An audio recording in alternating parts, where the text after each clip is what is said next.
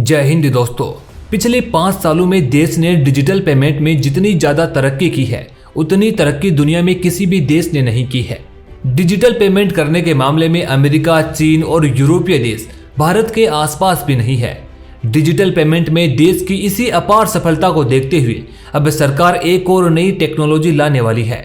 यह टेक्नोलॉजी ऐसी है जिससे अब देश में नकदी नोटों का झंझट ही खत्म हो जाएगा। अब न तो आपका नोट गंदा होगा, न फटेगा, न चोरी होगा और न ही देश में कोई ब्लैक मनी ट्रांजैक्शन हो पाएगा। अब देश में काला धन नहीं बल्कि सफेद धन ही रहेगा। वो टेक्नोलॉजी है डिजिटल रुपया यानी ई रुपए। दोस्तों, आप ई रुपए का मतलब डिजिटल ट्रांजैक्शन बिल्कुल भी मत समझ लेना, क्योंकि अभी हम जो डिजिटल ट्रांजैक्शन अपने फोन से कर रहे हैं वो हम फिजिकल ट्रांजैक्शन के लिए ही कर रहे हैं। लेकिन ई रुपी एक अलग करेंसी आने वाली है। दोस्तों, आपको बताएंगे कि डिजिटल रुपया क्या होता है और यह भारत में कब लॉन्च होने वाला है, कैसे यह पूरे देश की इकोनॉमी को बदल करके रख देगा, कैसा होगा आखिर हमारा डिजिटल रुपया और कैसे यह हमारे पास पहुंचेगा। इन सभी सवालों के जवाब आपको इस वीडियो में मिलने वाले हैं। मान लीजिए दोस्तों, आपके पास 100 रुपए का नोट है और किसी चीज को खरीदने के लिए आप उस 100 रुपए के नोट को सुबह के वक्त खर्च करते हैं और वो 100 रुपए पूरे शहर में सारे दिन किसी दुकानदार के हाथों, किसी कस्टमर के हाथों घूमता रहता है। तो सोच करके देखिए कि शाम तक उस 100 रुपए की कंडीशन कैसी होगी, क्योंकि पूरे दिन भर में उस नोट ने कितनी लंबी यात्रा की होगी और जिस कंडीशन में यह सुबह था वैसी कंडीशन में यह शाम तक नहीं रहता है, क्योंकि कईयों ने इसे हाथ में मरोड़ा होगा, किसी ने इसे वॉलेट में भी डाला होगा, तो इसकी हालत पहले वाली नहीं रहेगी।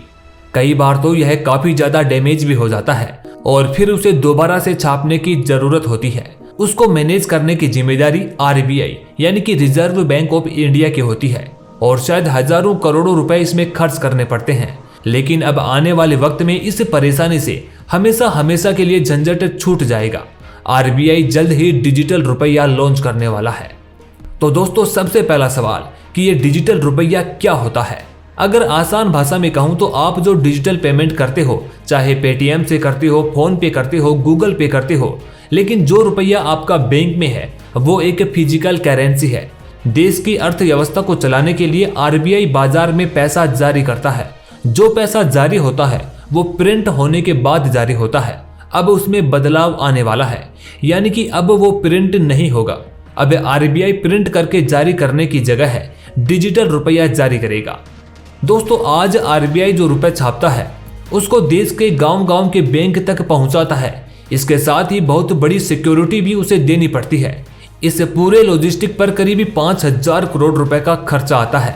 वो सारे खर्चे अब कम हो जाएंगे और एक डिजिटल रुपया आ जाएगा। इससे फायदा ये रहेगा कि अभी जो करेंसी प्रिंटिंग है वो धीरे धीरे कम होती जाएगी। हालांकि वह पूरी तरीके से बंद नहीं होगी। शायद छोटी करेंसी वाले नोट ही छापने की जरूरत पड़े, जैसे 10 के, 20 के, 50 के या 100 के, और जो बाकी बड़ी करेंसी जैसे 500 और 2000 के नोट छापने की कोई जरूरत नहीं रहेगी। यानी कि आरबीआई पहले जो प्रिंट करके पैसे जारी करता था वो पैसा अब वो डिजिटल प्रकार से लॉन्च करेगा। अब आपके मन में एक सवाल और आएगा कि जैसे अब वाले जो नोट होते हैं उनको तो हम अपनी जेब में रख लेते हैं, अपने वॉलेट में रख लेते हैं, यहाँ तक कि घर में भी दबा के रखते हैं, लेकिन उस डिजिटल करेंसी को कहाँ पर रखेंगे? क्या उसके लिए अलग से अकाउंट खुलवाने की जरूरत होगी? तो दोस्तों, ये आपके घर पर नहीं रखा जाएगा।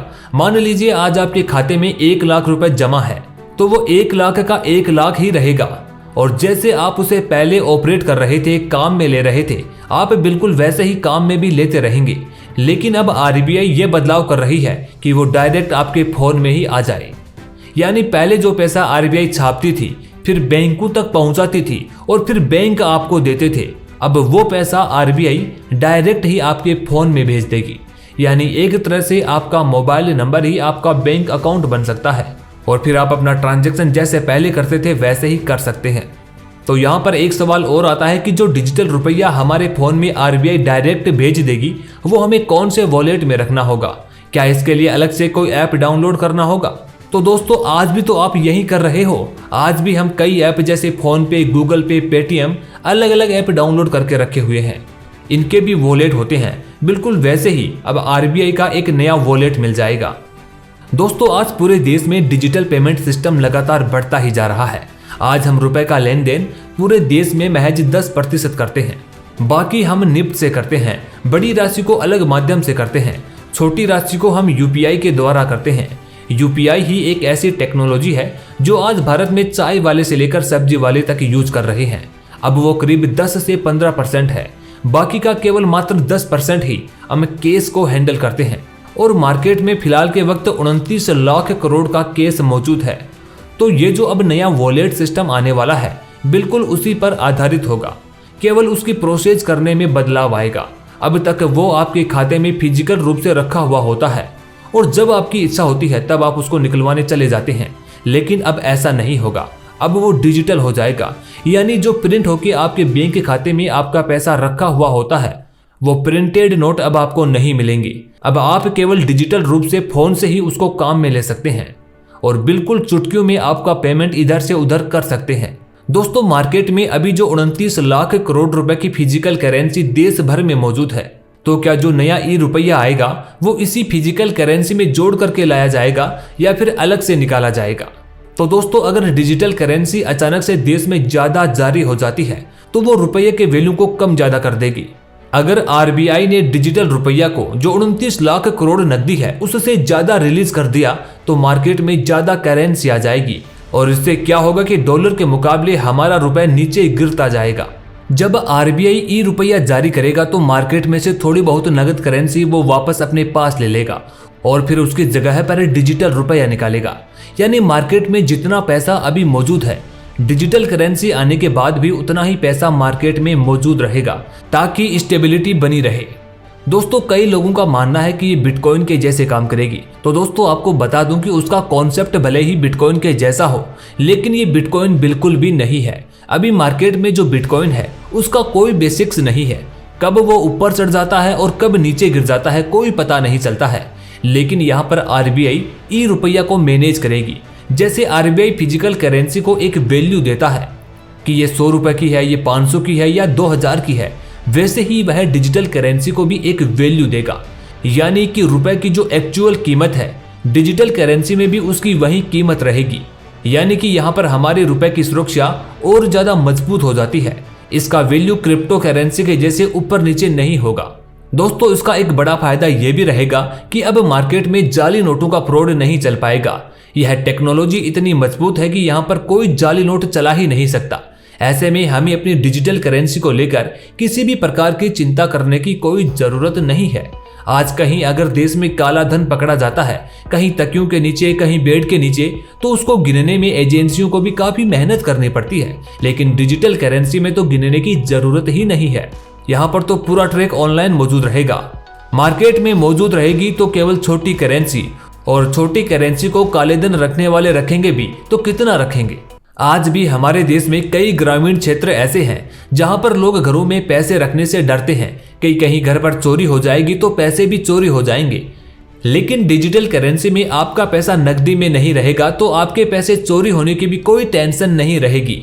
इसके अलावा आज भी देश में काफी ज्यादा ब्लैक मनी ट्रांजैक्शन होता है, लेकिन इस सिस्टम में सब कुछ व्हाइट ही व्हाइट रहेगा। दोस्तों, पहली बार सरकार ने 2017 में डिजिटल करेंसी को लेकर तैयारी शुरू की थी। उसके बाद इस दिशा में काफी तेजी से आगे बढ़ते हुए 2022 के बजट में डिजिटल करेंसी जारी करने की बात कही गई थी और अब अक्टूबर 2022 में रिजर्व बैंक ने डिजिटल मुद्रा को लेकर अपना एक कॉन्सेप्ट नोट भी निकाल दिया है, जिसमें वो जल्द ही एक पायलट प्रोजेक्ट शुरू करने वाले हैं। दोस्तों, पायलट प्रोजेक्ट चला करके ये भी देखा जाएगा कि अभी डिजिटल करेंसी को सीधे रिटेलर को देना है या फिर होलसेल वाली व्यवस्था रखनी है। यानी एक तो जैसे हम पहले करते आए थे कि आरबीआई बैंक को दे और बैंक हमें पैसे दे, या फिर इस नए सिस्टम से हमें डायरेक्ट ही आरबीआई से पैसे मिलेंगे। ये इस पायलट प्रोजेक्ट से ही डिसाइड होगा। दोस्तों, अगर दुनिया की बात करें तो अब तक 10 देश ऐसे हैं जो अपनी खुद की डिजिटल करेंसी लॉन्च कर चुके हैं। चीन और दक्षिण कोरिया भी डिजिटल करेंसी को लॉन्च करने वाले हैं। इसके अलावा 14 देश और हैं जो इसको लॉन्च करने की तैयारी कर रहे हैं। वहीं 60 से ज्यादा देश ऐसे हैं जो इसमें अपनी दिलचस्पी जाहिर कर चुके हैं। दोस्तों, जब ई रुपये भारत में लॉन्च हो जाएगा तो यह मान करके चलिए कि यह बिटकॉइन को पूरी तरह से खत्म कर देगा। इसके अलावा जब एक तरह से हमारा मोबाइल ही हमारा अकाउंट बन जाएगा तो सरकार की ओर से आने वाली योजनाएं सीधे लाभार्थी के फोन में पहुंच जाएंगी और उसे बैंक के भी चक्कर काटने की जरूरत नहीं रहेगी। और मान करके चलिए कि भविष्य में यही देश की एक प्राइमरी करेंसी बन सकती है। खैर दोस्तों, अब बात इसके दूसरे पहलू की भी कर लेते हैं, यानी इसको लेकर क्या चुनौतियां हो सकती हैं। सबसे पहली है साइबर सिक्योरिटी। अगर फोन में आप गलत लिंक पर क्लिक कर दें तो मिनटों में आपका अकाउंट साफ हो जाएगा। दूसरी बात है लोगों के बीच इसकी स्वीकार्यता, यानी क्या लोग इस टेक्नोलॉजी को स्वीकार कर पाएंगे। तीसरी चुनौती है इसके लिए इंफ्रास्ट्रक्चर को तैयार करना। सरकार को इसे शुरू करने में काफी सारा इंफ्रास्ट्रक्चर का विकास करना पड़ेगा।